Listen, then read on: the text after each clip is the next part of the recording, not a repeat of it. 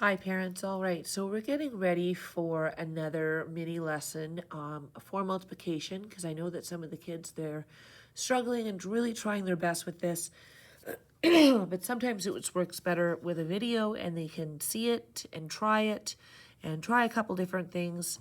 Also, this isn't really the traditional way that we were taught when we went to school, parents, so I completely understand that this might be helpful for you to see how they've broken it down and just to give another option. So in this case, we have 24 times 17. So the 24, if we break it down in its place value, we have 2 in the tens column, which is 20, and 4 in the ones column, which is just 4. In the number 17, we have 1 in the tens column, which represents 10, and we have 7 in the ones column, which represents 7. So after you break it apart like this, then we're going to just do kind of a battleship style of matching and multiplication. So this box here, you would say 20 times 10. Well, anytime you multiply a number by 10, the student should know you add an extra 0 to the number because you're moving the decimal place over one space to the left. As we continue, we have 4 multiplied by 10. That's going to be 40. We have 20 multiplied by 7. Well, I know that 2 times 7 is 14, so therefore 20 times 7 is 140. Next, we have 4 times 7, which the children are allowed to use a multiplication chart, or they can simply skip count by 7 4 times and get up to 28. Another option is to do doubling and halving. If you change the 7 to a 14 and the 4 to a 2, 2 times 14 is 14 plus 14, which is 28. Just a couple options on how to do that.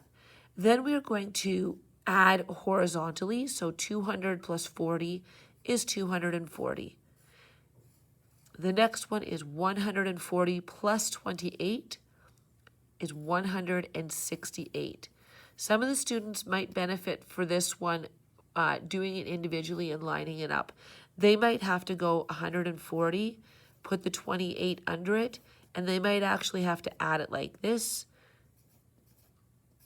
to get that 168. That's fine. Just make sure that they understand where to get that. The next important feature is to line up your digits. So in your ones column, we have an 8. In your tens column, we have a 4 plus a 6, which ironically is 10. So the 0 goes there, and we regroup, or we carry that 1. Now we have a 1 plus a 2 plus a 1 gives us 4. So that's 408. That's the example I gave the students in class. Hopefully that also helps you as parents to kind of see where this grid program is. One of the things that the kids did today in class is they worked on a 3-digit number. So it could either be a 2-digit number or a 3-digit number. Here's one of the examples that was done in class today. For example, you have your 42, which is of course broken up into 40 and 2. We have a 791, which is 790 and 1. It's very important that you put the place value and the correct number of zeros in, because a lot of the students go 4 times 7, which is indeed 28, but then they have to remember that there's 1, 2, 3 zeros that have to go after that 28. Whether they put in a comma or not, that's completely up to them as long as they can line up the numbers. So again, 2 times 7 is 14 plus 2 extra zeros. So there's your 14 plus your 2 extra zeros. Next, you have 4 times 9, which is 36. And there's 2 extra zeros. So we add our 2 extra zeros. 2 times 9 is 18. And that would be 18. And then again, plus another 0 because there's a 0 with a 90. 2 times 1 is 2. 1 times 40 is 40. Once we have these, we do the same thing that we did before. 28,000 plus 1,400 is 29,400 when they're added together. We have 3,600 plus 180. That's 3,780. Then we have 42. That gives us 42. Adding it vertically, we have our 2 that goes in the ones column.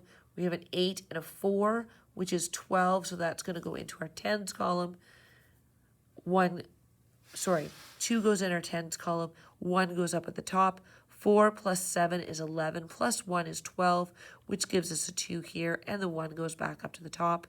1 plus 9 is 10, 10 plus 3 is 13, and again the 1 goes back up to the top. 1 plus 2 is 3, that's where that 3 comes from. So this is another method of how to do it. I wanted to show both of these strategies so that the parents could understand as well as the students. Hopefully this helps. Have a wonderful evening. Take care.